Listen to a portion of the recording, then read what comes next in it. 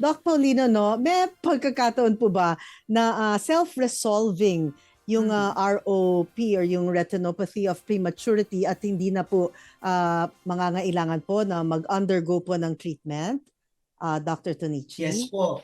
Meron po. So yung usual stage 1 and stage 2 natin, no, posibleng mag-resolve sila or bumalik sa tamang pagtubo. Kasi nakikita po talaga natin ang retinopathy of prematurity na early stages ay hindi lang talaga umaabot yung blood vessels kung saan dapat siyang pupunta. Pero may posibilidad na dahil maganda na yung paglaki ng baby sa intensive care unit or sa NICU, na hahabol din po yung pinaka pag-vascularize o pagtubo ng blood vessel sa ating retina.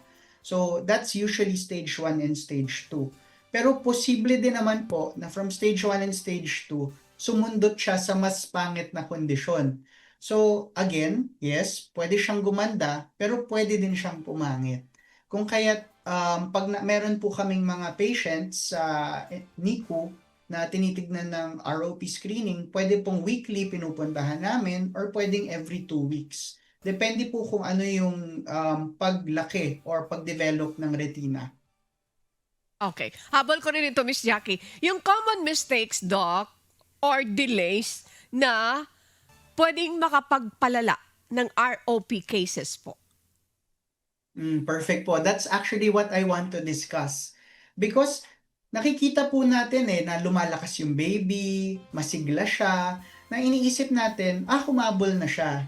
Kahit preterm siya or premature, malakas na po yung baby. Hindi po ganun ibig sabihin yon. Kasi dapat hindi pa 'di ba nakakalabas yung baby sa mundong ibabaw, no? Dapat nasa loob pa ng tiyan ng mother.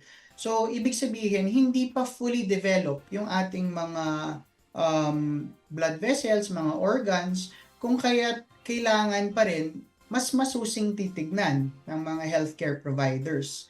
Kasi kung wari po iniisip nila, si baby nakakakita naman ng ilaw. Pwede naman po makakita yung mga patients with ROP. Pero baka ilaw lang talaga nakikita nila. No, hindi naman po ibig sabihin na nakakakita sila na ganyan na siya for the long time.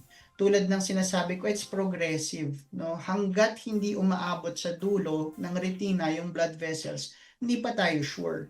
Sa totoo nga po, kahit na-operahan na namin or na-treat na namin, kailangan pa rin namin silang bantayan. Usually, kung wari, na-injection na namin at alam namin maganda na, makikita pa rin namin sila 60 weeks after silang yung 60 weeks age of gestation o kaya kung wari pinanganak sila at 32 weeks, no, at 60 weeks titignan talaga namin sila pa rin.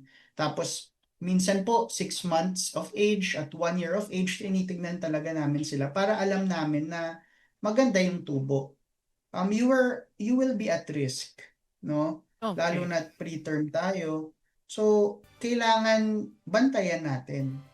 No? Okay. Public hospitals, government hospitals, we do that. No? So, Okay. wag pong matakot sa gastusin sa mga ganyang bagay.